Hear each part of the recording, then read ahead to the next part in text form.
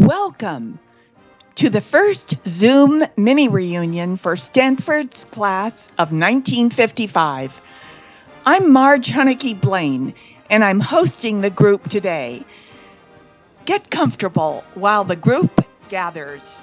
You'll enjoy getting to know your classmates better as they tell you stories about their lives after Stanford. Let me just say a few things that are really important before we move on. I'm Marge Hunneke Blaine, class of 55.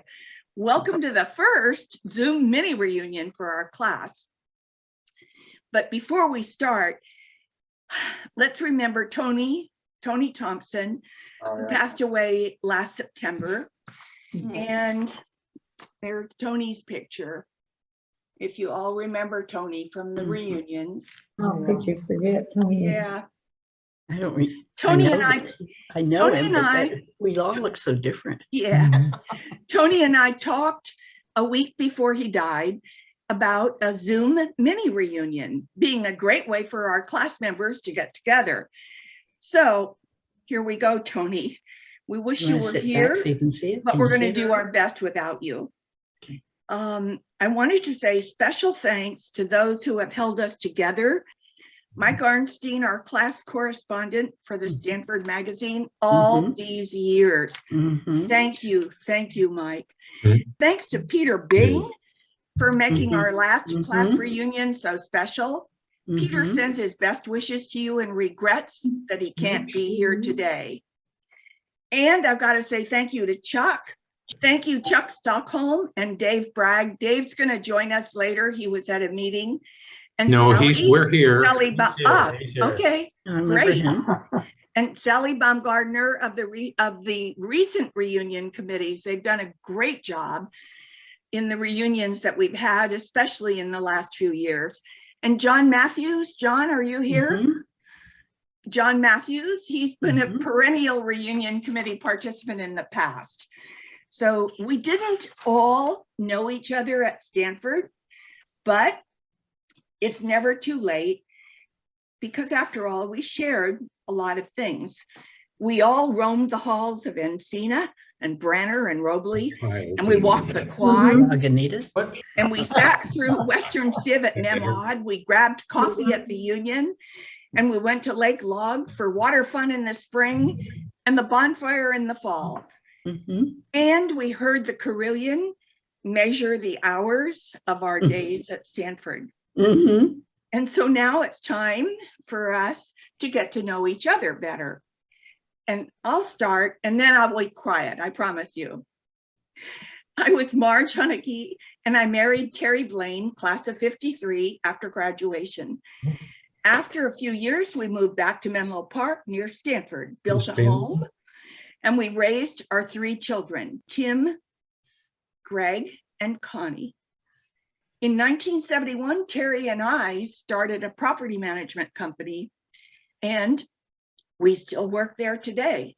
Greg and Connie run the company, though. Our 7 grandchildren are adults, and they live all over the country.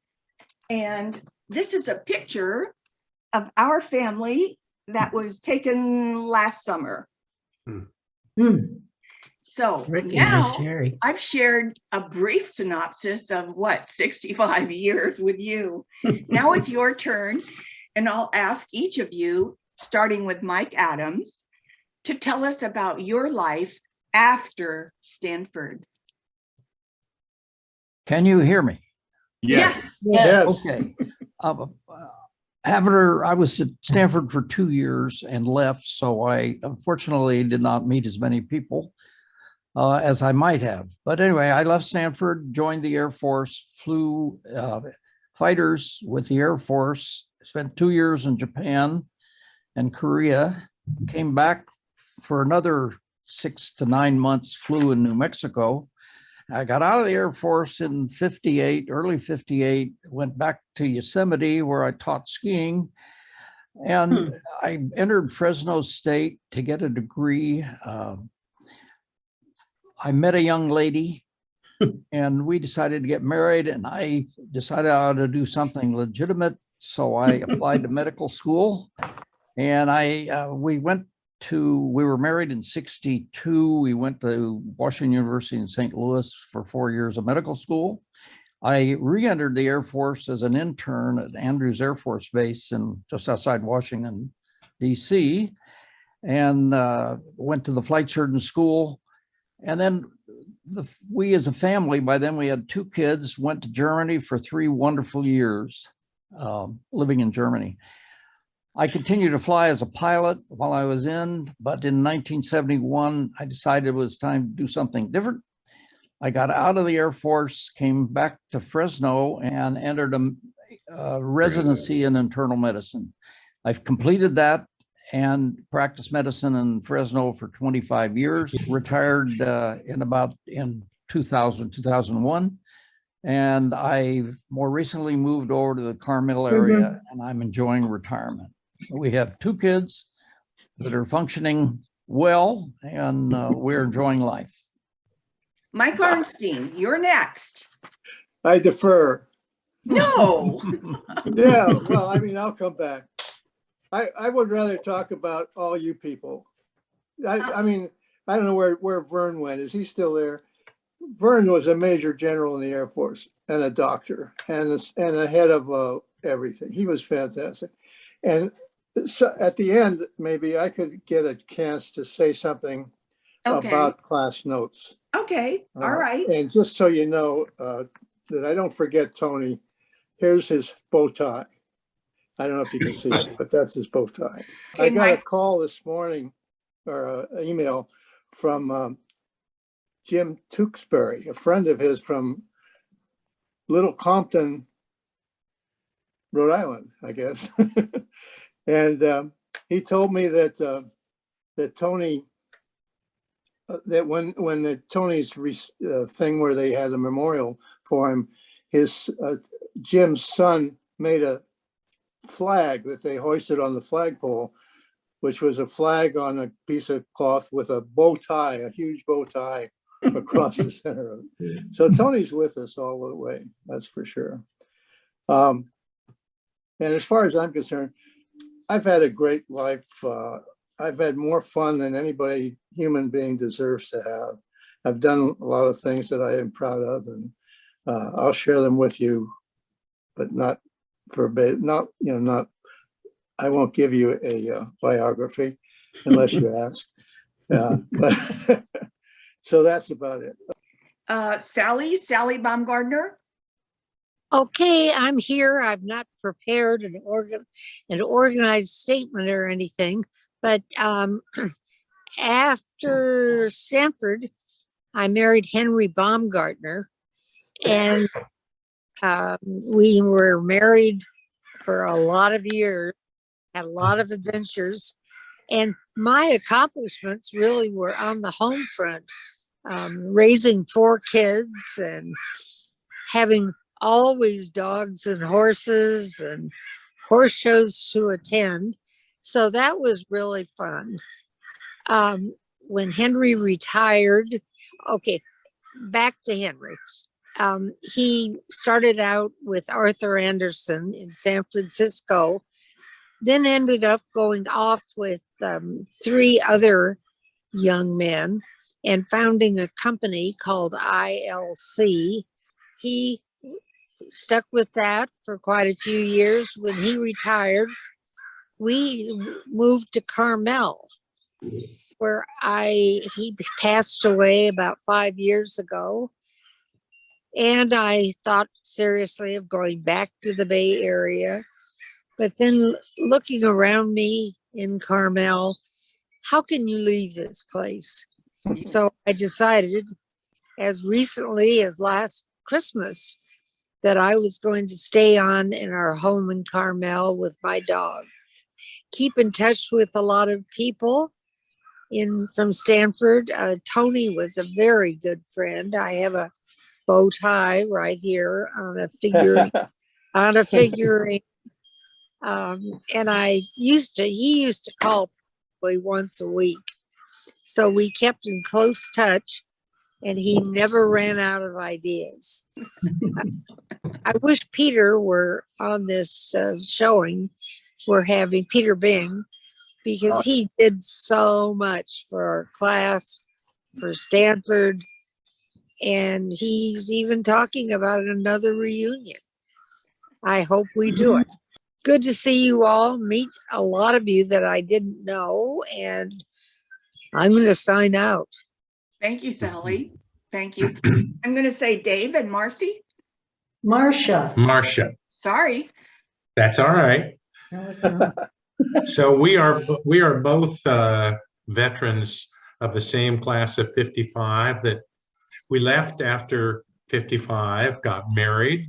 I went to medical school back in my hometown at the University of Oregon Medical School. Because then we shuttled off to Philadelphia, where I did an internship from hell. There were 92 of us in a 3,500 bed hospital, see one, do one, teach one sort of a thing.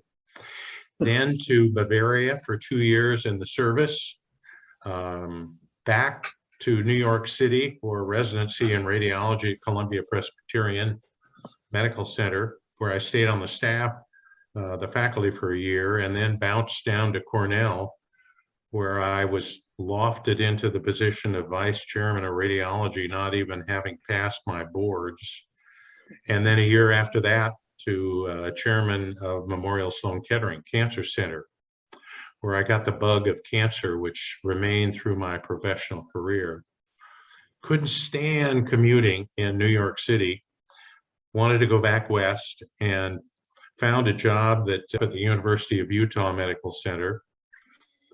Stayed there. I promised Marcia we'd only stay there for a few years, which went on to 26 years.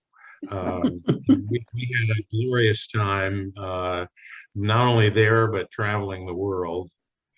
And after that, we retired to the sunshine of Scottsdale, where we still exist, recently having moved into an old poops home, the V is Right. so we're in with the droolers and enjoying it thoroughly. Great. Thank you. I think Fred Brown, you're next. Well, Stanford, I was at Stanford to play golf. And I married a girl from a blind date, and she was teaching kindergarten in Manhattan Beach. And she's from Whitefish Bay, Wisconsin. And we're still together. And my daughter is living with us. We're in Morro Bay, and we're right on the beach where we can overlook the sand dunes and then the water and that rock down at the left. So it's a real nice conclusion to kind of a long adventure. We had 2 daughters.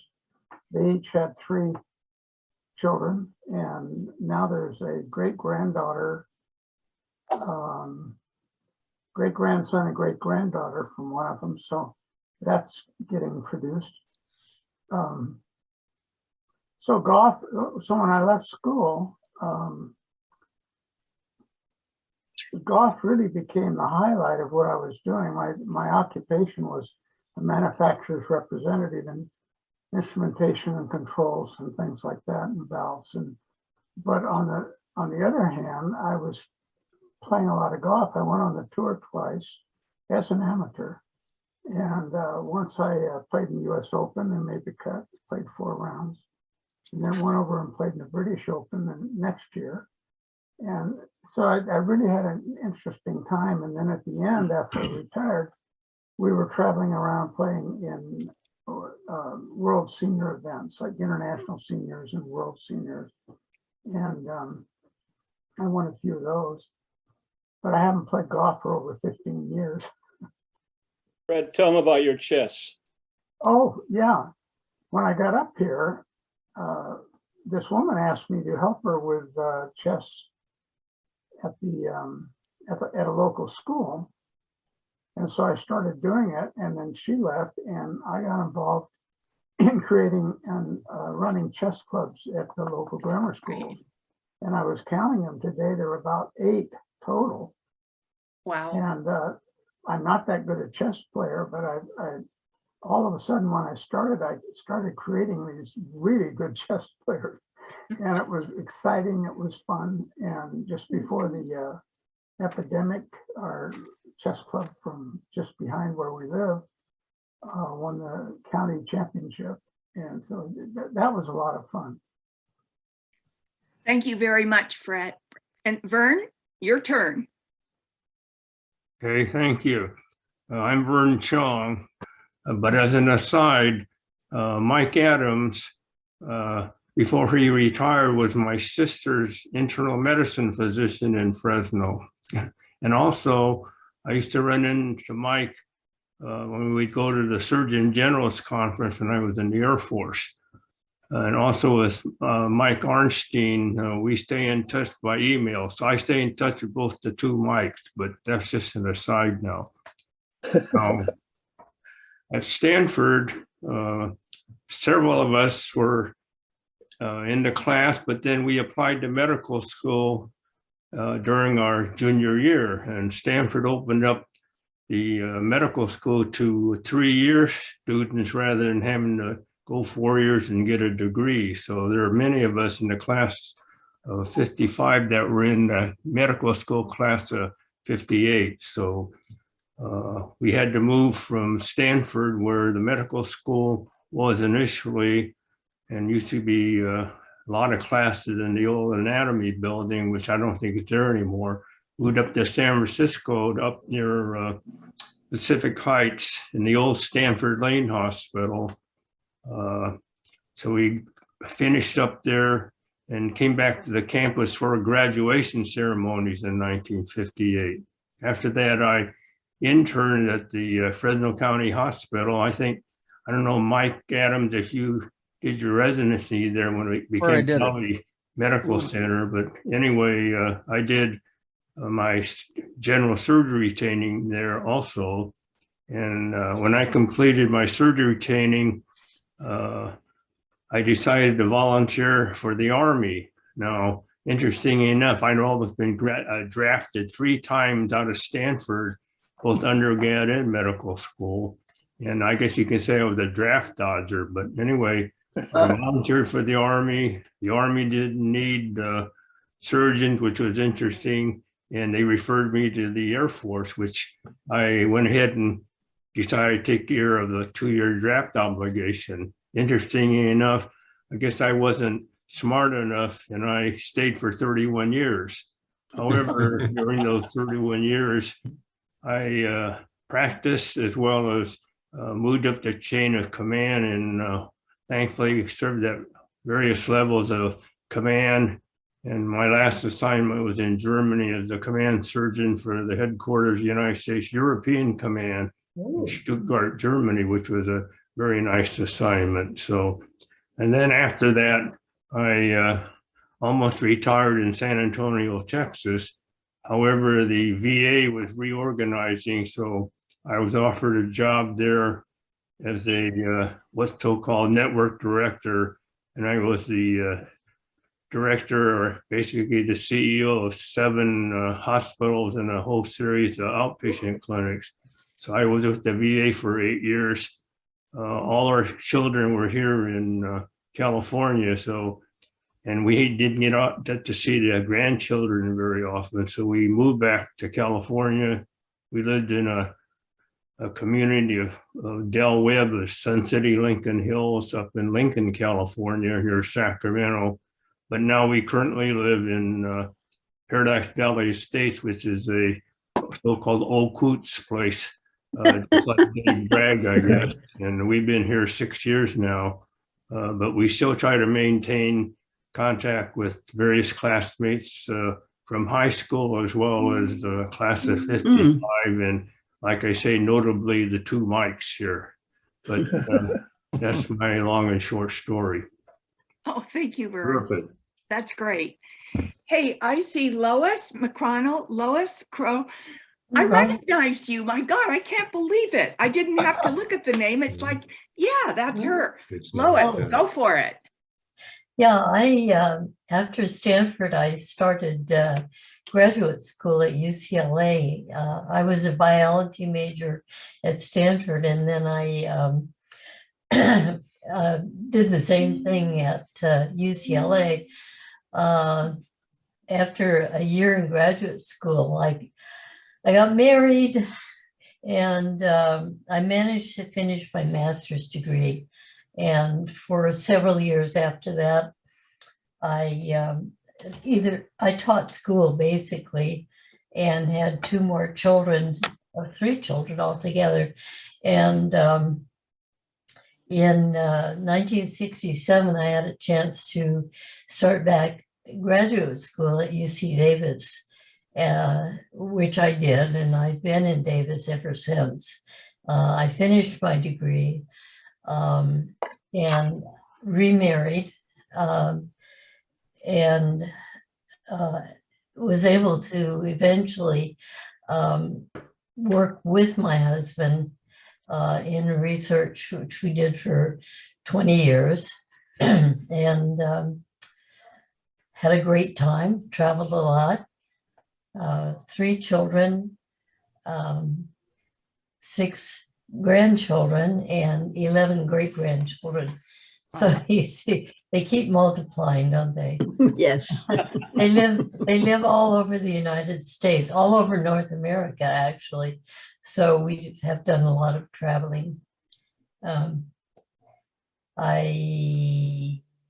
I retired, I volunteered with a lot of different committees on campus, and especially the Arboretum. So that's my life. Okay. Wow. I still see Jean Lay and I were roommates, and we still see each other. I was Ann von der Lees, and I lived in Branner, then a year in Union, and the last 2 years in Durand House. I had a lot of trouble figuring out what I wanted to do. The last year of college, I did the first year of law school. Didn't know if I wanted to go on with it. Went off for a year in New York with college roommates, clerked for a year, and then I found out the big famous law firms were not hiring women. A law professor, he took me on as a research assistant, and then he got appointed to a presidential commission, and I went along as an assistant. So that took us to Washington, D.C. The commission ended after a while, but I liked it so much that I stayed on. And I basically spent the 1960s in Washington. And my husband had taken a job at Northern Illinois University, which is in DeKalb, Illinois. Well, it turned out the marriage was not perfect. And I wound up getting divorced and coming back to graduate school at Stanford at the same time. And I have been here ever since. And the other one that I have been involved with since, there is an International Association for Artificial Intelligence and Law. And I've been working with those people for a long time, and they're all over the world, and some very interesting people. So I've enjoyed that. And I'm now living at the V in Palo Alto, which is another senior place. It's adjacent to the campus on Sand Hill Road. Jean Curry Lay, my stalwart helper. Thank you. Jean, you're on. Okay, welcome to my office. I just threw a client out at about 5 minutes to 3 saying I had to be on Zoom at 3. She was fine about that. I left Stanford in my junior year to transfer to UCLA to get my business degree and accounting degree in 4 years, because my husband-to-be, John, did not want to wait 6 years for me to go through business school at Stanford. So I left, but my heart still remained at Stanford. But I did get a nice education from both of the schools. John was in the Navy. He flew airplanes for 20 some odd years, and we traveled around the country. He got outside the country a couple of times, but while we were married, I didn't get outside living there, so that was too bad. But we enjoyed it. We have 2 kids, and my daughter has 2 kids. I'm still working as a CPA. I worked in San Diego at first. Well, no, I worked in Los Angeles first. And then I went to work in San Diego when we were transferred down there. And then I took 17 years off while we had kids and traveled to Rhode Island and Monterey and New Iberia, Louisiana. Interesting places. Washington, D.C., Springfield, Virginia. When John retired, we came back to Orinda, and we've been here ever since. I think it's been 52 years that we've been in the house here. And at some point, John said, if I didn't go back and get my certificate out of the wonderful state of California, my dad would really be unhappy. So I did. And I've been doing CPA work ever since. And John and I traveled quite a bit until he died 16 years ago. And I've continued the process and have been traveling with fellow ladies and sometimes solo and enjoying life. What can you say? Very, very nice. Thank you. Thank you, Jean. And Jean Mudge, I'm dying to hear what you're saying. Yeah, I heard a little bit about you. Go for it. Well, I'm in enemy territory. I live in Berkeley, just short of the stadium, the football stadium, about 150 yards away from the Hayward Fault. And we're in fire country, hills that are empty and dry in the summer and fall. So there's a kind of two emergencies going on all the time. While I carry on what I did as an undergraduate, I was a history and humanities major at Stanford. Then I went on to museum school at the University of Delaware, got my degree after a couple of years. At the same time, I was dating somebody from Princeton. We got married. He got a job in Geneva, Switzerland. We went there. 5 years later, we came home to Amherst College, where he taught. We, by this time, in 5 years, had 3 kids, and we were there for 14 years. I became, just by a fluke, the resident curator of the Emily Dickinson House. It had to be used at that time as a faculty residence. It was saved from being bought by A&P grocery chain, which would have razed it completely. And if any of you have visited that house, it's a total gem of historic architectural interest. And then, of course, the association with the poet.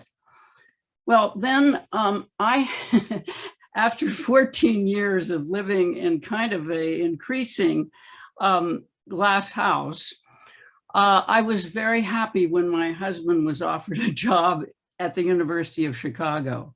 So we took off for Amherst to the south side of Chicago, and no one could believe we were leaving idyllic pastoral Amherst for gang-ridden, high crime South Side Chicago. But I must say it was a huge change, of course, but a great experience for our 3 kids who will never forget being mugged and survived.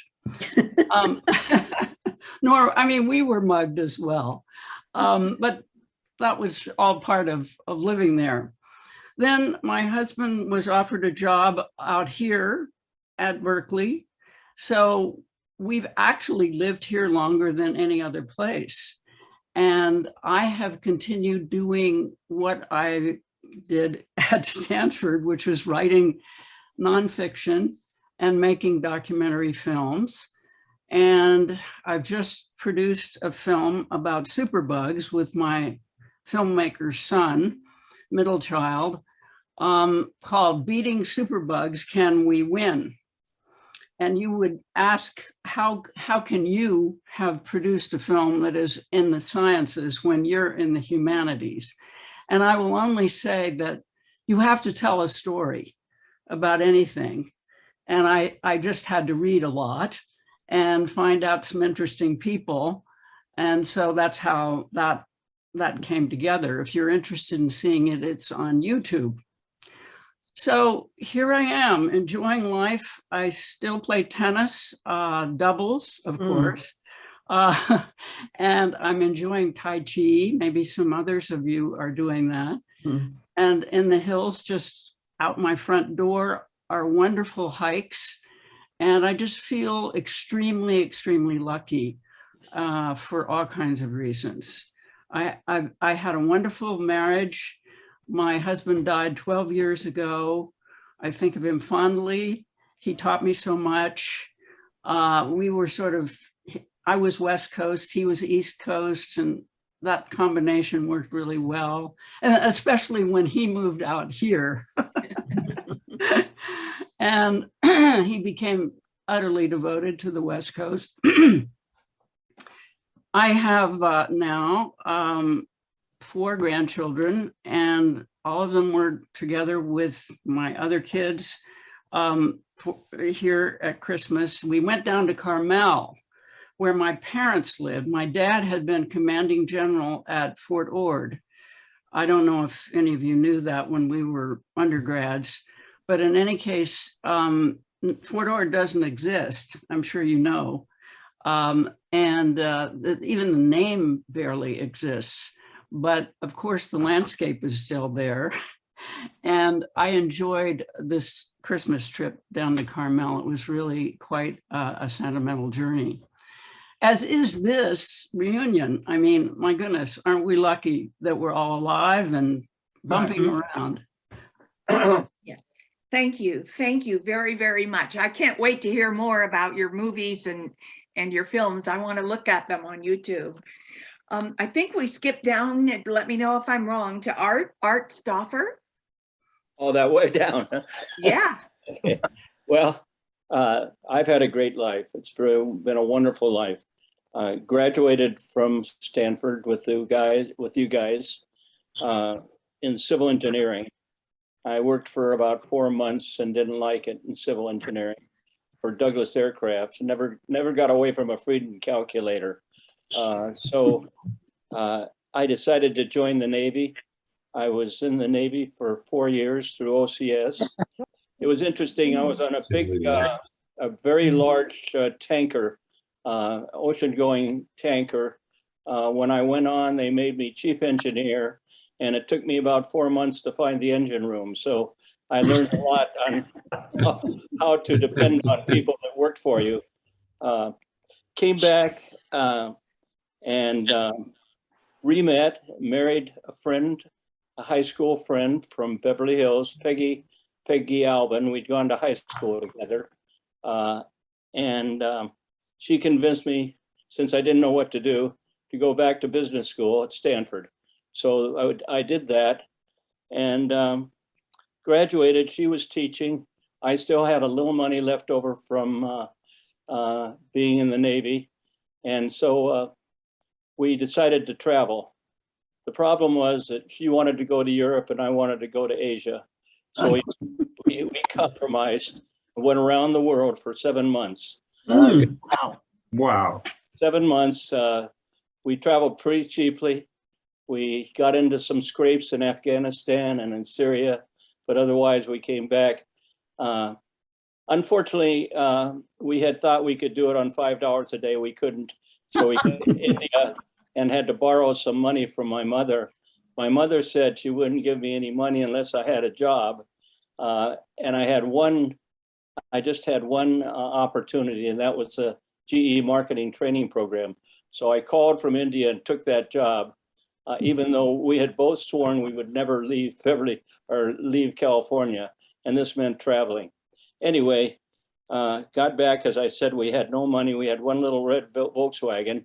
And I went to New York and a marketing training program, then spent 8 more years with GE in product development and product planning. in housewares, which was great because we got to eat everything we produced. It was they had a home X group, and we were the product planners, and they fixed food for us. So that was great. And then I went to Virginia, to Norfolk or Portsmouth, Virginia, in the television division. We were still broke. We had by that time 3 children and no money at all. And so Xerox came along and offered me, they offered to double my salary, which wasn't very much. They got a good deal. And so I went to Rochester, New York, which is probably the last place we ever wanted to go, which is so cold and so dark. But I spent 8 years there as manager, copier, and duplicator planning, and then transferred to corporate in Stanford, Connecticut, which was very nice. I spent 8 years there, and then we got a chance. The kids were grown up, and almost all of them were through college. And so we got a chance to go live in Japan. And I was a Xerox representative for a company we owned there, Fuji Xerox, and spent 4 years there. Came back. Peggy said, "We're going back, but I'm getting off in California. You can go to the East Coast if you want." So anyway, I found some jobs here, and we had a little startup that turned out to be successful. And so I spent the rest of my time there. So I ended up spending 8 years with GE and 30 years with Xerox, and about another 5 to 6 years consulting for Fuji Xerox. And so we're now in Palo Alto. We've been here 30 years now. It doesn't seem possible. And we're happy. We also purchased a place in the V, although we haven't moved in yet. Maybe a little while before we move in. But I've then been involved in a lot of nonprofit, Rotary, and volunteer work. As I said, if you work for free, a lot of people want you. And so, so that's been my life. And we now have 3 kids, one in Guatemala with a yoga retreat that she owns on Lake Atitlan, and 2 boys in software business in California, and 6 grandchildren. So it's been a great life. Wonderful. Very, very nice. Thank you very much, Art. Chuck, Stockholm. Okay, well, let me just start off and thank you, Marge, for taking the time to put this together and see a lot of familiar faces. I always wanted to get into the international business, and maybe somewhat I was like Vern. I did a little bit of draft dodging and went down to the Thunderbird School of International Management and landed a job with Citibank in New York, and that started my international career, which was 59 years in the international business.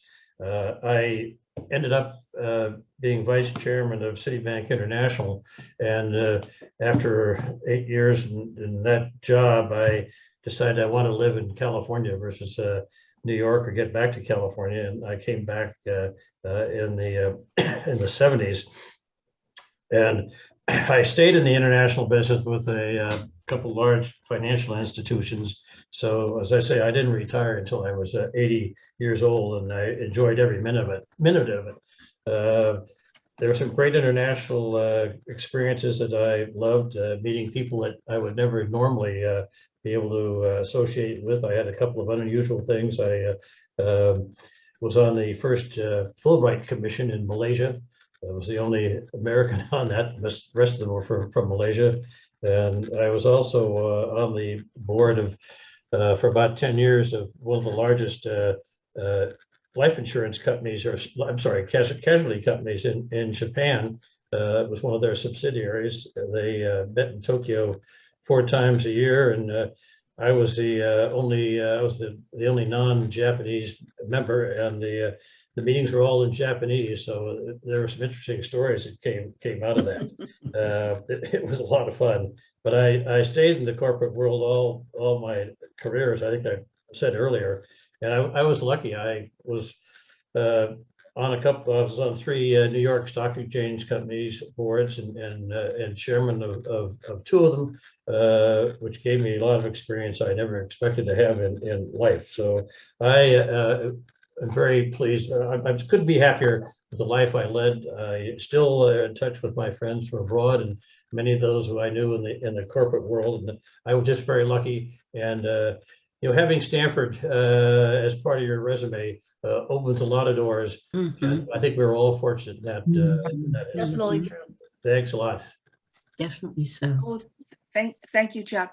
Hey, Ginny, did things Can you get hear better? me now? You're wonderful. Yes. Okay, I just have to keep this pushed down. That's okay. Okay. So good. So I think this is fantastic, really, the variety of lives that everybody had once we were all together at Stanford. But anyway, Bob Stern started dating me when I was a senior at Lagunitas, and then I went to Florence, Italy for a year, and then Bob and I married, and he only passed away 15 months ago. So we had 4 wonderful children. They range from 62 to age 50 now. And 2 of our children have disabilities. One is our son Mark is profoundly deaf, and our daughter Amy has type 1 diabetes. So they are all great in working and have kids of their own. But I went into the field of disability because the experience in our family, and of course, it gave me permission to enter into all sorts of things, because this was a family with 4 kids, 2 of whom had disabilities. And so we moved some in the house I live in now in Cleveland Park in Washington, D.C. And my husband, Bob, was in the John Kennedy administration and was in the government and sometimes out of the government. And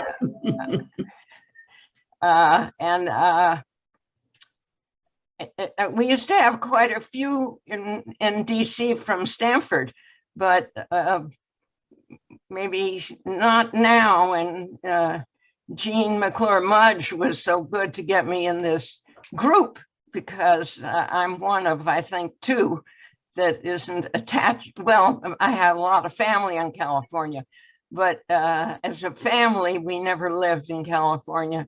We lived in the capital of the United States. And this, I just want to tell the chairwoman, I think this is quite amazing that you've done this. Wonderful. I'm so Yes, glad you're with yes. us. Thank you. Thank you very much.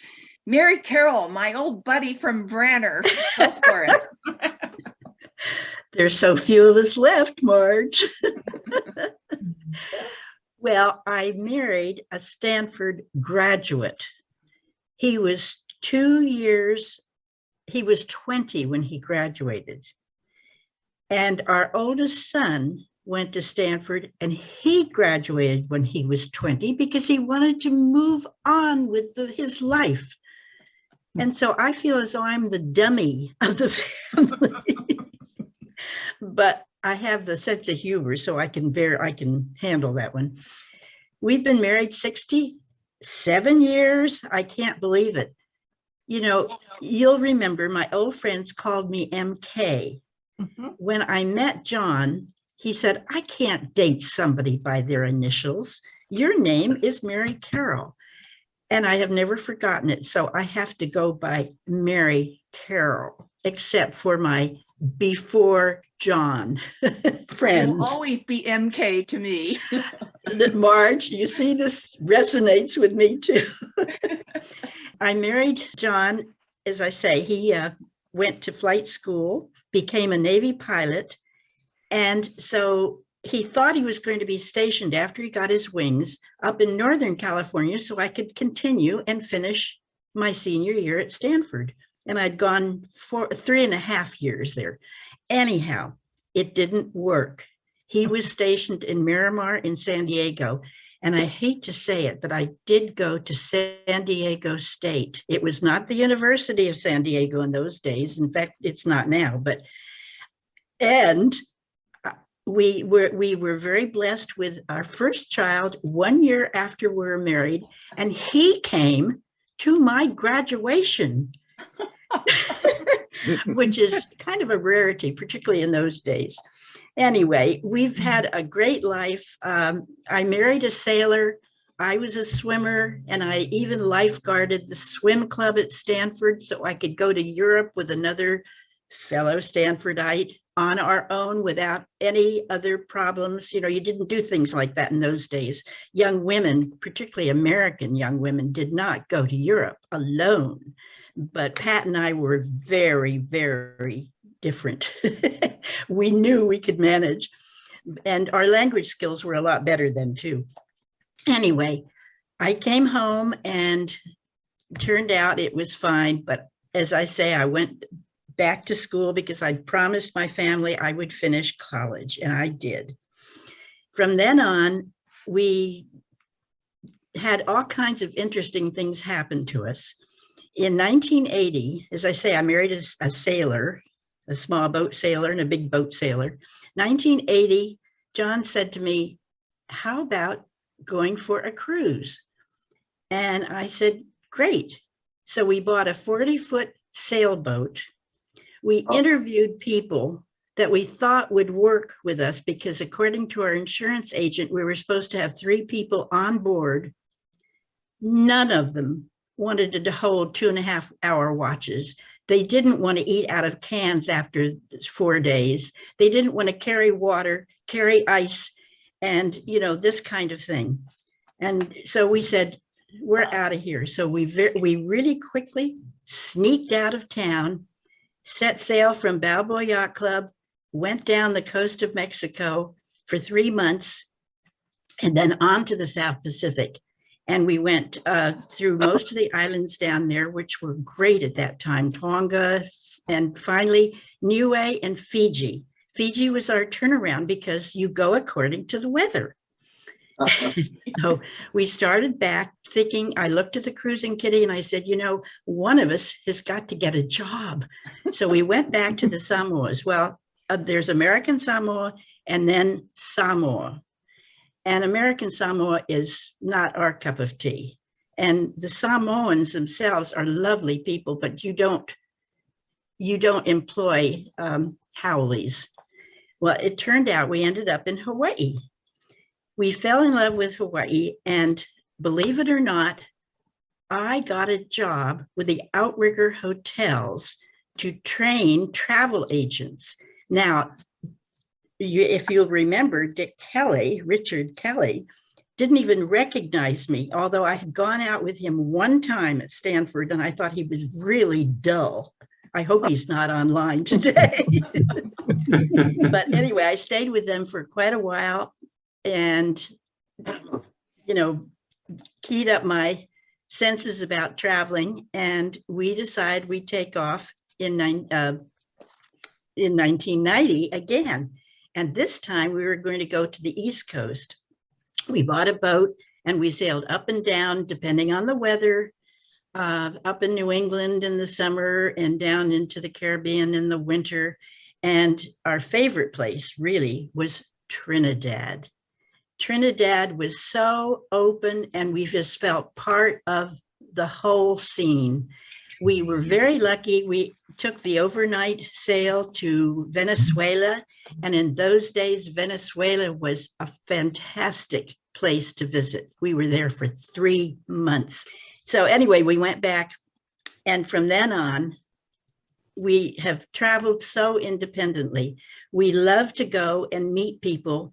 And we started trading places. And we lived in Hawaii, so we had kind of a little bargain chip here. And we started trading places, mostly in Europe, but also in other parts of the world.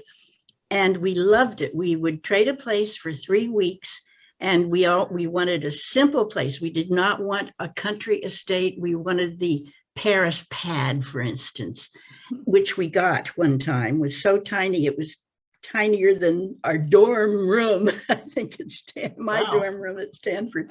But we enjoyed it because we made every minute count. Every night we'd have our dinner and we'd take off and we'd roam the streets and talk to the people, and they'd say, "Oh, are you with the tour?" We said, "Of course not. No, we're independent travelers." And that's what we did. And we loved it. It was a wonderful way to connect with people all over the world. Going back to Hawaii, one day we said we were losing a lot of our friends. They were moving out. And one day we said, you know what? We're going to have to make a decision. We better go back to the mainland. So that's exactly what we did. So here we are. We're at a place called Regents Point. We're an independent living and very independent. But we do have the services if we need them. And so far, we're just hanging in there with. So anyway, that's the story of our life in a short form. And it's been great to reminisce and remind me of some of the people I knew. I think I knew more of the men at Stanford than I did the women. But Marge and I shared Branner together. So anyway, thank you all. Mahalo nui loa. Go, Ben. Okay, fine. I'm starting when I was 5 years old in San Francisco because that's the first time I played drums. And we lived a couple blocks from Golden Gate Park. And then I went to Lowell High School and I majored in music. And I actually took lessons from Cal Jader, who played with Dave Brubeck. And I took lessons also from the principal percussionist of the San Francisco Symphony on timpani. And I was in the all West Coast Symphony Orchestra principal percussionist on my senior year. I had 2 bands and we played on the weekends, and I played one and the other one I took something off the top and they played it. And so after graduation, I wasn't going to go to college. I was going to be a musician. So about 3 or 4 weeks after graduation, a good friend of mine got drafted into the Army as a private. And that put the fear of God in me because I didn't want to do that. So I went in, I started at San Francisco State. I joined the Air Force ROT. I took course in Western Civ and also in language. So I was going to meet the Stanford and Harvard qualifications. I got really serious. So I ended up as a junior at Stanford, majored in economics, but most of the classes were in the Food Research Institute because my grandfather and my father after him were in the wholesale produce business in San Francisco. And then I got my master's degree from the Food Research Institute, but I took sales and marketing. And those 2 classes really helped me along as my life went on. So then I went into the Air Force, became a pilot. Then I went to helicopter school, and then I went into Air Sea Rescue. I had no intention of staying in the Air Force. So when I got out, my father asked me to come in the business, and I said, I'm not going to do that. I don't want to get up at 3 o'clock in the morning. I went to work for Touche, Bailey, Niven, and Smart at San Francisco as a junior accountant. And they did auditing of freezers and canners. And so that's where I got my exposure to that. And then I was asked, then I took a job as controller of a small cannery. And then I got an offer from Carnation Company in Los Angeles to be a controller. And then I got sort of tired of large corporations. I made some money on the stock, in the stock market. So I decided to move back home, Bay Area. So I decided to move to Aptos, California. And I opened up the 13th CPA practice. Then I sold that tax practice after about 5 years. In the meantime, during that time, I built the first Shell self-service station in California. I built car washes with Shell gas. then as far as my practice is concerned, I wanted to get involved in international tax planning and financial planning. After that, I also developed a wealth management firm in the Bay Area, but I eventually sold that in 2012. And in 2014, I got a call from a CPA in Michigan. So we started a new company, and it is the Portfolio Diversification Institute, and it's located right here in Aptos and Michigan at the same time. And I'll just stop by saying this: the only free lunch in investing is diversification, and that means having investments that don't all move in the same direction. So that's what I'm doing. That's wonderful. Thank you. Thank you very much for sharing it with us. I think this was great. We're going to do it again in 3 months, but it'll be a little different. First of all, any of you that want to opt out, let me know. I'll take you off the list. That would open up spaces for other people that you want me to call or you would like to call and invite. The next time we won't be going through this biography because most of us have done that. But if we have new people, we'll give them a chance, obviously. But for next time, we're going to start sharing some of the things that we did at Stanford or the things that were our favorite memories. I thank you all. I'm so glad I got to know you better. This has been absolutely wonderful. Mike Arnstein, our wonderful class correspondent, I'm going to turn it over to you to wrap up the meeting for us. Yeah, thank you, Marge. Yeah, thank you. Marge. We all thank you, Mark. So here's the thing, little business for class notes, if you mind. I'm on it by myself, and I'm going to be looking for some help. And if you have any recommendations, that would be terrific. Also, I'm going to be in touch with each of you so that I can write up this meeting in one of our class notes columns. So I hope you'll take my call. Sometimes they don't. And I also want to tell you that the things and the people I've met doing this job are absolutely phenomenal. You included, and some of the others you're going to hear about in the future are just amazing people. And I won't give you clues now, but you're going to share with me some of the wonderful classmates we've had. We've been so blessed. We have a fantastic class. And with that, I guess is enough said. But please look forward to my call and my emails so I can build a little story about this Zoom meeting. It'll be fun to do that. All right. Bye, everybody. Thank you. Really great. Thank you. Bye, Dave. Bye. Thank you. Bye. Bye, Ben.